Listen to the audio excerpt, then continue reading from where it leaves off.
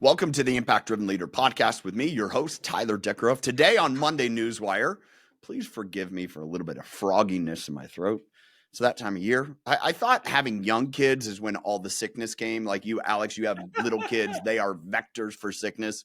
My teenagers, I don't know where they keep picking this stuff up, but my wife and I both have this. Her voice was way worse than mine yesterday, but she also did go to a concert over the weekend. So maybe that was part of it. But yeah, excited to be here with you, Alex. Yeah, it's Thanksgiving week. Lot to be thankful for in this world. But today we're going to kick off and we're going to talk about some of the dynamics coming up with Elon and Vivek, that they are now part of the Doge. I feel like that's going to be a Saturday Night Live skit for the next couple of years, the Doge. Welcome to the Doge. God. And I can just imagine this like dank office space and like what happens in the Doge. But the, the Department of Government Efficiency. One of the things that we read came out last week is around the idea of how they are managing and cutting the workforce. And there's been no secret there. That is their grand desire, to cut the workforce. And the latest thing thrown out was that they were going to end all remote work.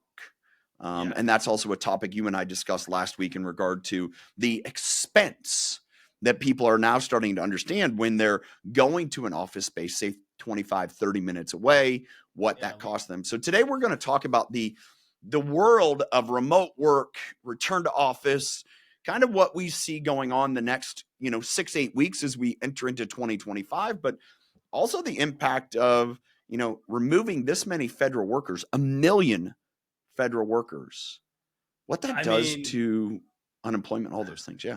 Go for it. Yeah, no, I again, pardon my sickness as well. I got another cold, a little cough. Woke up this morning, so excuse me for if I might cough during this show today. But yeah, just to kick it off, it's kind of taking a page out of the book of some of the corporations we spoke of earlier in the year, throughout the year, of basically not giving employees an option. Saying we're going to be returning to office. This is where we expect you to be. This is when we expect you to show up. If you don't like it, great. We're going to let you go because that was the plan all along. And I think obviously it's going to affect employment rates and those jobs. But in terms of efficiency and effectiveness, it seems like, that isn't, really affected that much. Now, if anything, you have Elon Musk, who's done this before with Twitter, turning Twitter into X and firing. I don't know what the number is, 70-80% of the How staff. many did he actually fire, though? Because I think he went in day one and said 80% of you are done, but only like 40 to 50% got cut. It was one of those, often as I see and hear with Elon, it's this big mandate to challenge people to see what they can do, and then just kind of relent to, okay, well, we're good with that. And I think it's just kind of his MO. So it's going to be interesting how this plays out. So Musk, as you look that up, one of the things that I wanted to talk about is we've hovered much of the last couple of years at a low single-digit unemployment rate, a 2, 3, 4, and often that number is clouded because is that an actual number calculation of the potential workers in this country and the number that are unemployed, or is that number been adjusted because you have people that have gotten to the point where they just stop looking for work? They're on enough government subsistence. They're on enough programs where, in some cases where I know people, this to be the case, that they make more money on public assistance than they do if they were to go get a low level paying job. And it's the reality with healthcare. We see healthcare that has just gone, crazy. I know that's one of the articles you shared with me, all these costs that we start looking into what's going to be the impact on overall unemployment rate. And here's what I would contend, and I've seen this in years past, that actually a higher unemployment rate would actually be better for the economy. Yeah, I looked up the numbers, by the way. So he did lay off. There was 8,000 employees, and he reduced it to 1,500. So it was around Yeah, 80%. Many of them went to TikTok and competitive organizations. Okay. And the tech industry a little more high Yeah, paying. Some of that these federal happens. jobs. Yeah. Yeah, Uh, that I happens. do I do think overall they will their goal is to not let the US economy go bankrupt. And significantly reducing the workforce is a necessity in I mean, we see their that every day in corporations, right? all the Everyday time. corporations, whether you Yeah, approve of it or not, they will do massive layoffs to affect their bottom line. When's the absolutely. last And time the US did a massive layoff? Do you know? Do you know the answer? I don't know the answer. Let's find out. I mean, the But one I don't know the answer, but I do remember when, when layoffs became a part of our society was in the 1980s when Ronald Reagan laid off 10,000 FAA workers. That was yeah, like when layoffs became a part of budget balancing. I do feel like there was a handful of years ago, whether it was IRS agents or some agency, that they did cut quite a few employees. Um, but I well, wonder when the last time we actually had a significant federal rebalancing of employment. I mean, Vivek and Elon want to cut 75% of federal jobs. Yeah, That's it's a lot. 75% of federal It's a jobs. That's lot. But a what lot of when jobs. you initially hear that, what do you think? Do You you know, think that's a good thing, bad thing? listen, I think it sucks for all the families, right? No one wants to lose work and lose a job. Like that part I don't like, the real human part of it. And then there's the rebalancing of the US, you know, um economy and how much we're spending. And I know that there is a ton of money that is wasted in a gamut of different sectors, whether it's giving money Yeah, away to different governments and organizations for good things and for bad things, for war, for food, yeah, all sorts of things. So there's tons of money. There's black book projects that just money seems to disappear into these yeah. projects that you don't know what the hell, billions of dollars, military, all sorts of things there. And then there's the workforce and efficiency.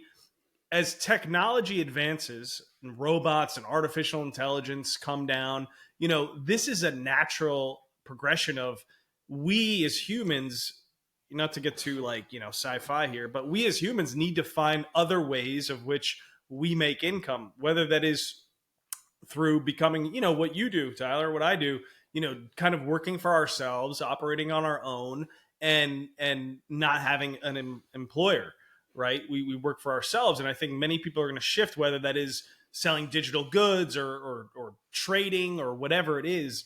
People are going to have to find a way to make an income, or like what you said earlier, they're making enough to sustain their lives through these government programs that they're like, all right, this is going to be my life, and I'll have some side hustles, some side jobs, and chill at I'm home just and doing enough. go on Yeah. adventures. Like that might You be know, the new normal. there's a couple pieces that just rattle around in my brain. I'm going to give the perspective of agriculture. It's an industry that I've known for 40 years. And one of the things that's happened there is agriculture, as most people don't understand, has embraced AI for the last 40 years.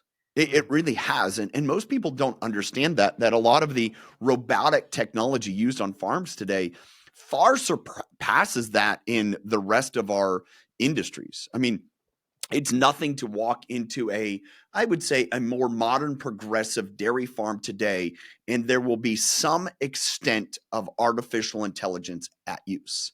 Whereas I think if you walk into most businesses, whether that's a restaurant, whether that's a, Target, whether anywhere you go, especially then when you include federal, and you won't find any AI.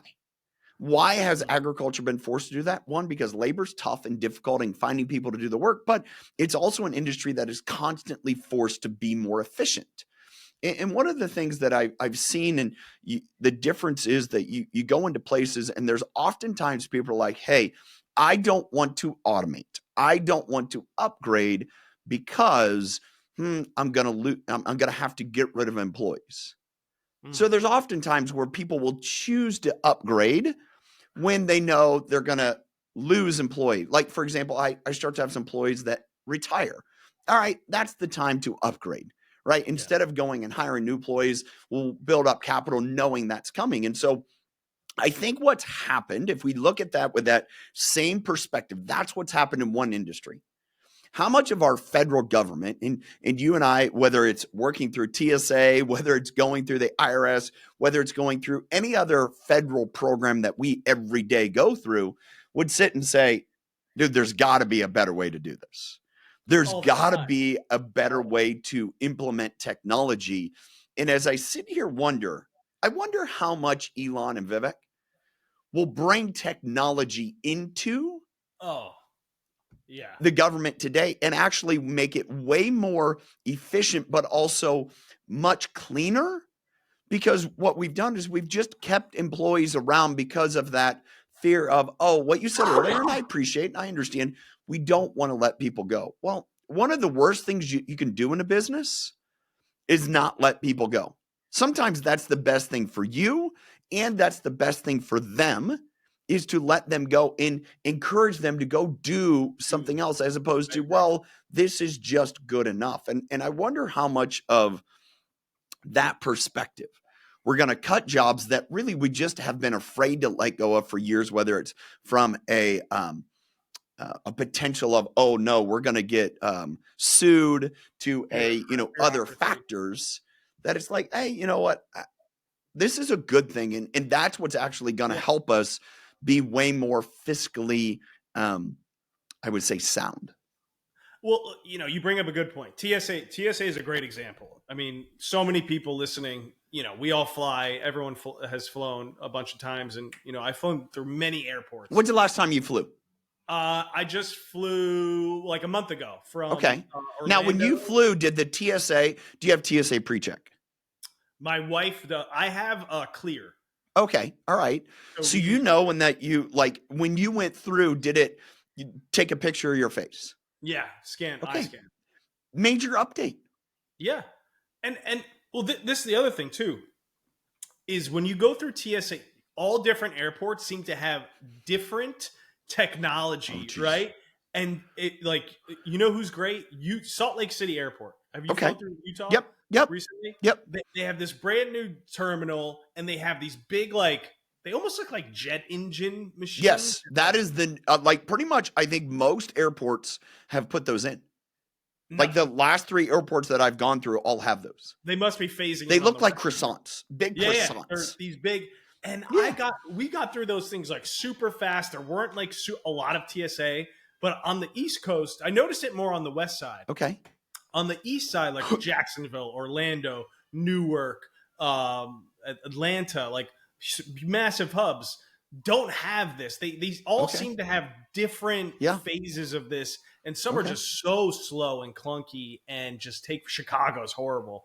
And then you have Salt Lake City, which seems to be less people, like less TSA workers, but people are getting through super fast.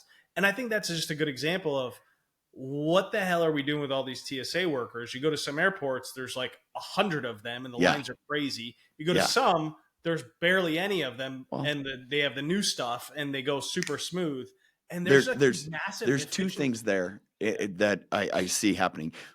Odd fact: I learned this when we flew last. Kelly had a jacket, and she put it in the bin, and the guy's like, well, let's put that underneath a backpack. And I'm like, oh, okay. And he goes, that thing spins at 120 miles an hour.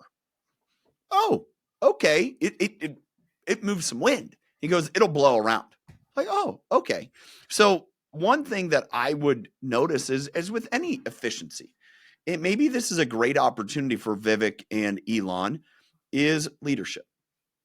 And I would say that, one of the factors that has happened, 2 experiences. Several years ago, I have a family friend who's a postmaster in our local post office. Okay. And I would see him, and he overlooked the closest post office to us. And I hated going there because there was a lady who was an absolute grouch. She was just not enjoyable, not fun, just a grouch. And she was a Karen. Okay. She was a Karen, is what it is. And I remember one time I go to pay and I had to give my credit card rather than scan my credit card. What's up, Leaf? Hi, buddy. I had to give her my credit card and she flipped over my credit card and it didn't have my signature on it. And she goes, well, I can't take that. I'm like, you just had my ID. Here's my credit card. You want a signature on it? Well, give me a pen. And it was just like, all right, you don't need to be like that. Make the experience better. And so they constantly got rated lowest on customer experience list. I talked to my friend. He goes, it's seniority. We can't get rid of her. And eventually then she moved, retired, whatever. And that location has won customer service awards for the last 6 quarters now because they have new leadership. And I enjoy going to the post. I used to hate it. And I enjoy going to the post office because they make the experience so enjoyable. And it was just leadership. And so the last time we flew TSA, I got randomly stopped. Go through the TSA pre-check, goes through the metal detector. I get randomly stopped. Okay, there's a lady there, and she's like, mail check. I waited for like 5-7 minutes. Luckily, I wasn't late for my flight, just sitting there waiting. And there were 2 other guys in line with me that got randomly checked, and she's asking for someone.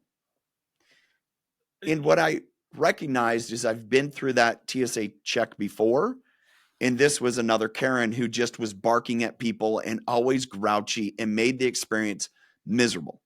And I think the rest of her TSA workers just tuned her out and could care less. And so I think a lot of that efficiency comes back to those 2 things. If we have 2 problems in our organization, they're not embracing customer service, then we need to get rid of them. Those are not the people. And so I think that really goes into all of this efficiency. And I wonder, are they going to be able to say, hey, this isn't up to par. We need to have more of a customer service approach to these government positions as opposed to, no, you work for me. It's like, no, I don't. You work for me. Yeah. I think that's what, if you read these articles, from Elon and Vivek of what they're, just kind of take, I have a TSA story, by the way. Okay. Bring it on. I told you. But just real quick, like, I do think, these are 2 of the most successful businessmen in the world today, especially Elon with what he's done with Tesla and X and SpaceX and all of it. Everything. And just like people, his employees seem to really like him. He's very charismatic. He doesn't give a shit. Like, well, here's the thing. You either love him or you hate him, and he doesn't care. He doesn't. If you love me, great, work here. Yeah. And if you hate me, fine. Go work at TikTok. I don't care. He doesn't care. I love that. It's like you can't buy the guy. And I think the government and how it's been run for so long, people have been paid by big pharma and all these organizations for so long, and it's gotten so bad. Now you finally have some people in here that are already wealthy beyond imagination, and they don't give a shit about that stuff. You can't buy them, and they're just going to run it like they would run their mega unicorn companies for the first time in God knows how long. Probably 250 years. Probably, right? Yeah. And like, I'm so excited for that. And I do think, this return from home, it's like, this is in the art, it's like, that's been around, that was like that COVID special. Like, hey, there's this major pandemic, everyone come home. Yeah. We get but that's run its course. The people, us taxpayers, aren't paying for you to work at home inefficiently. And I think it is like, let's treat this more like a successful business than this just thing that just sucks up money, that can print money and make it a real business. So I'm excited for that. Very complacent. Just this continuous, monotonous complacency that has gone on in the government for so long, for decades. Yeah. That's exciting to see this shake up. The other part, I was at my wife, and my 2 little kids, 3 and 1. This is the sick show. We're 6 months together. What? We're at the Newark airport. We're gonna fly home. We go through security, no problem. We go into the lounge, United Lounge. We're eating. A security guard comes to us and goes, "You need to come with us." And we're just like, "What? Like, tell us what's going on." And they're like, "You need to come with us. We have a security issue." And my wife, I'm like, you're not going to tell us? Like, it was like horrible. Like, and then we go down the steps. There's like security guards everywhere. Like they think we've got something with us. I don't even know how. And then we go back to the scanners, the security. All these like specialists are there. They're going through our stuff, and it was like a weird. And we're freaking out. My wife and I are like, "What the hell's going on?" We got two little kids, and like no one's really telling us what's going on. It's like secret. And we go there and like, oh, one of the bags was like the way the toys were in there and all this stuff. It looked like an explosive. And I'm like, you made us go through all this stressing out. And it's just like another example of just, Yeah, but what I don't little understand is you children. got all the way through, you left, you went to the lounge, and then Lounge. they came and found you. Yeah. And made us all like, What and I if was you like, really did have one? You'd already be hidden in a bathroom. and not telling us like clearly, we got two little kids, we have no records, we know nothing. They have to have data on all this stuff.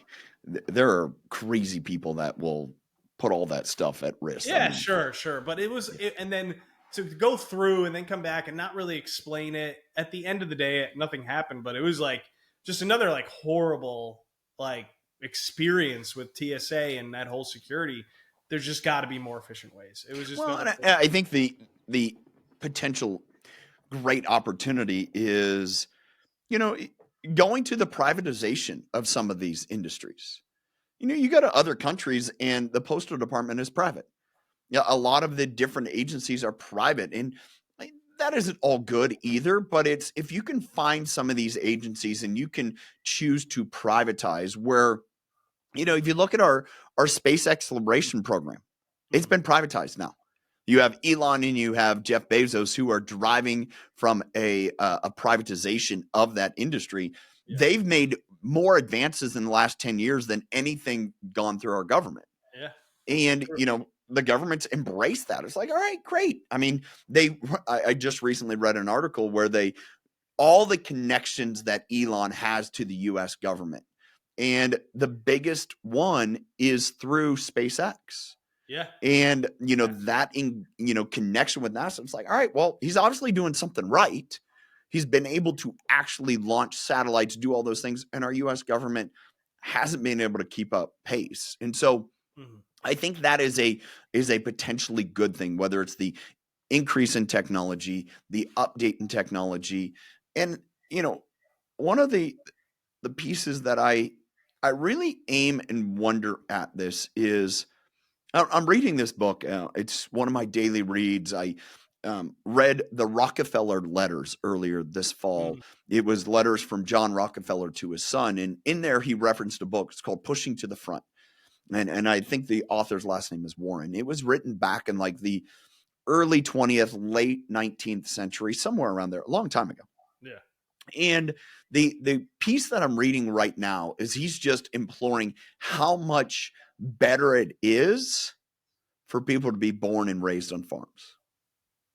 That's what he's talking about, is like the advantage they have to people born and raised in the city. And it's really interesting from my perspective, being raised on a farm and reading that and having that book that's almost, we'll say, over 100 years old. And this gentleman deploring that and all the different characteristics that happen when you're raised and you're just out there playing in the dirt. You're out there fixing that. You're out there taking care of the animals, all those things. And I want to tie this into an article that you brought up from Jamie Dimon from JP Morgan that said, we're going to get to the point working 3.5 days a week. And living to and there I really questions, what do we do with the rest of our time? Because you can only sit on the beach so long. You can only choose to, sit and play so long. Other than that, you're going to be chasing purpose.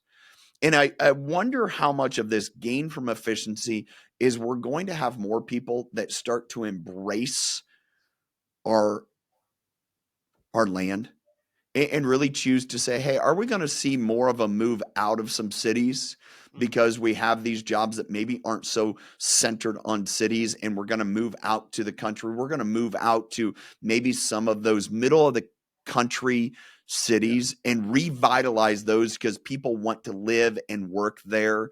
They want to be around agriculture because it's a better quality of life. We saw that during COVID for sure. I was going to say, we saw that during COVID. And I wonder if this is going to be a return to the land. It's just another piece and facet to, it's like, yeah, I don't want to sit in an office, so I'm going to choose to work remote, and I'm going to work remote 3 days a week. I know there's a family just about 60 miles from me. The husband and wife both do remote work, and they raise cattle. And they're from the west side of the state. They lived, and during COVID, they wanted to get out of it, and that's what they chose for their family, their life. And Kelly and I, in some ways, have done the same, not to that extent, not to those things, but it's also, if we do that as a society, man, I believe we're going to be healthier, and I think we're going to care more about each other. That's my perspective. That's my background, but it's just very interesting that I'm reading that right now. Yeah. And it's 150 years old. It's just interesting. Well, I mean, you can go back 5,000 years and to the ancient, Native Americans and Native tribes. I mean, being connected to the soil, to the earth has electromagnetic field. We're made of electricity. There is a connection that is much deeper and metaphysical. You said you weren't going to get sci-fi earlier. Well, it's not. This is science. This is real science. This sci-fi would be if I introduce aliens and shit. Is that on the next week? Next week, we're going to talk about alien sightings in coastal Florida. I haven't seen any yet. Dude, do you remember The Flight of the Navigator? Did you ever see that movie? No. What is Oh my goodness. One of my favorite movies ever. Right, check it out. Ever. Go look it up. Watch Flight of the Navigator. It was probably came out in the mid 80s. So before you were born.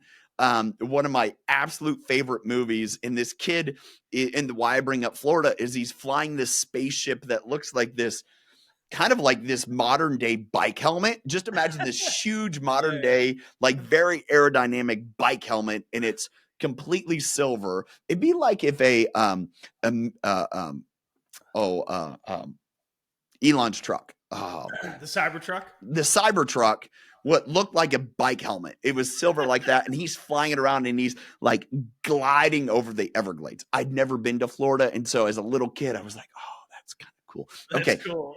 Back to your science reference. Yeah, no, but just to your point, I do think getting connected back to the farmland, to the ground is important, and there's a lot of great qualities to that. And I agree with you. I think people are going to come back like we saw with COVID. And it is because I'm very interested to see what this new regime does to the revitalization of the U.S. Workforce and economy, because for so long, everything has been taken out of the U.S. and built and created abroad. And it seems to be that there's a refocus to bring things back into the U.S., into the farms, into the manufacturing, into the land here, because we have so much of it that is really underutilized. And for so long, the excuse was, well, it was so expensive.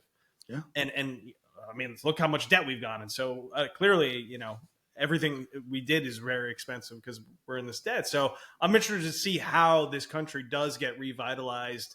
And if people do, like you said, kind of leave some of these cities, go out, work on the land, do something more meaningful with their life, that's more purposeful than what they're currently doing. And I think there might be a shift over the next 10 years. Well, the other challenge here, and one of the things that we've dealt with the last, I would say 5 years, you could say decade, you could say longer than that, is mental health. And I don't think there's any expert that I have ever heard and learned of in regard to mental health that doesn't suggest go be physically active, go do something with your hands, go get your hands dirty as a great solution to some of the pieces of mental health. Yeah. Is it a complete answer? No, don't get me wrong. There's a lot of pieces to this puzzle, but I also know for me personally, I know for many others that sometimes the best thing you can do is just go get dirty. And it's very, whether that's a garden in your backyard, whether that is mowing your grass, whether that is doing something where you can get your hands physically dirty, it is very healthy for you. I know many times veterans, there's a local little business called Vets on the Vets Farm. And this farm donated, I think, 5, 6 acres, and it's run by a local veterans group. And it's kind of a farmer's market, and they grow a bunch of vegetables. They do a bunch of things, and it's all driven by veterans. And it's just a way for them to help manage and work as a community. But it's I think, again, not to drive off on a complete different Yeah. tangent, but I think as we move forward in a lot of these efficiency factors, we have to start justifying, all right, where's their gain in efficiency? But yet, where have I gotten lazy? Yeah.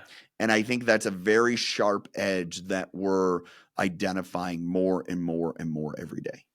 Tyler, we're going into the holiday season. Typically, people get lazier then, right? You get a lot of eating, drinking, family time. Yeah, all those. It's cold. That's Depending what where you you're have at, on tap this week. Is it cold? it's got cold here. It's in the 50s. Oh my goodness. You better start wearing a beanie, dude. Bundled up. Yeah. Snow might fall. But as we get ready It's into Florida. the new year, right? People make New Year's resolutions, a whole new regime. There's a lot of changes happening in this country that people are excited for. Like, what are the steps you can take now so that you can help elevate yourself for success going into the new year? Like, is there an approach Yeah. that Yeah. you would take? Well, I'm going to share something that I listened to this morning from one of my daily facets of growing. It's from Darren Hardy. He has a daily email that he sends out, video series. And one of the things that he shared today is how to master whatever you're doing. And part of that is master the next steps. And he shared, write down the 3 biggest goals that you have. What's the biggest goals that you have for 2025? All right. What 3 projects need to be done to make those goals real? What 3 projects make those goals happen? And then the next piece is, what 3 tasks do I need to do to accomplish each one of those projects? And I think that is something that I'm thinking about. And when I think about the different projects that we have, whether it's the Impact Summit, whether it's my first book, whether it's this, the podcast series, those are the biggest projects on my plate right now. What goals, what projects do I need to do to make sure that those are accomplished? And then what tasks as a team and an organization do we need to make sure that we're tackling so those all come together? And so that's part of my mind that I'm going to be thinking about over the next week, is really identifying that. We'll talk about that on Wednesday as a team. Like, what things do we need to do to make sure that those 3 pieces, those 3 goals are success? And I think that was a really good reminder of, it is really that simple. It's not the 15 things I need to do. It's just break it down into simple steps. And one thing that I know, and I was thinking about this as I'm about to record a segment, a keynote for a friend's virtual conference, first of the year. It's the Culture Summit, Jenny Catrone. You can go to getforesight.com, where you can sign up for that event. And I was thinking about, it's like, oh, I have an event coming in May. I need to work on some new content. I need to make sure I'm not doing the same thing I did last year. And part of, what am I doing to continue to grow and learn and really apply what I have, but also maybe a different angle, so I can better help people? And so that's another piece that I have considered. It's like, all right, I need to grow in order that I can achieve my 3 goals, in order that we as an organization, a team, can approach those. But it's not without me growing. And so I know that's a lot, but I'm going to focus on growing. I'm going to focus on identifying each one of those 3 areas, and just keeping it that simple. Yeah, keep it simple. No, I love that approach where it's like you have these 3 higher arching goals, and then you kind of dig into each one. Yeah. Because sometimes you write, it's like 20, you have like 20 things. You're like, I need to get all this. But a lot of that probably can stem from just these 3 things. And just simplify it. And I think, the people that try to accomplish too much struggle and fail. The people that try to accomplish little end up accomplishing way more than they thought, because it's just one step after another step after another step. So I love that. Good question. Any final thoughts as we wrap up here this morning, Alex? No, I mean, just wishing everybody a happy Thanksgiving. Just grateful for you, Tyler, and being able to do this with you every week, and working with you on everything is exciting. And I hope you have a great holiday, and everyone else stay safe and healthy out there. You as well. Just remember to care and love. They're your family. Enjoy the holiday. Don't let any, whatever, just We all have our opinions, and those are good. So thanks for being here. Thanks for watching today. Thanks for joining us. If you're joining on YouTube, make sure you hit that subscribe button, also the bell, so you can get notified for whenever we drop new content. We release these Monday Newswires on Monday. Typically, it's live on LinkedIn and also put up on YouTube. And then new podcasts release every Wednesday. So until next time, choose to lead with impact.